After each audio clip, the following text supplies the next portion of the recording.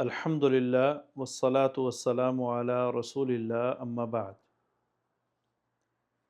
محترم سامعین کرام، اللہ تعالیٰ نے قرآن مجید کے اندر ارشاد فرمایا کہ وَمَا كَانَ اللَّهُ لِيُضِيَّعَ إِيمَانَكُمْ إِنَّ اللَّهَ بِالنَّاسِ لَرَءُوفٌ رَحِيمٌ، کہ اللہ تعالیٰ تمہارے ایمانوں کو ضائع نہیں کریں گے۔ بے شک اللہ تعالیٰ لوگوں کے ساتھ بہت زیادہ شفقت کرنے والے ہیں اور بہت زیادہ رحیم ہیں۔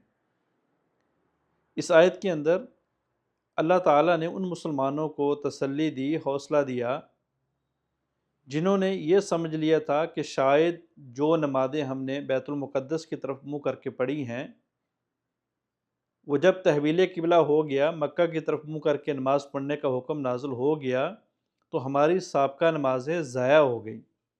ان کا کیا بنے گا؟ ان کا شاید اجر و ثواب ملے گا یا نہیں ملے گا؟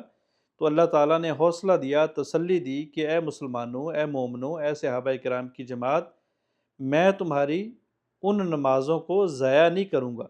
تو اللہ تعالیٰ نے نمازوں کی جگہ پہ ایمان کو بولا ہے اور مجھے اور آپ کو بتایا ہے کہ اگر ایمان بچانا چاہتے ہو، ایمان کی مضبوطی چاہتے ہو، اپنے آپ کو مومن اور ایمان کی چھتری کے نیچے کھڑا کرنا چاہتے ہو، شو کرنا چاہتے ہو، تو نماز پڑھو، کیونکہ ایمان نماز ہی ہے۔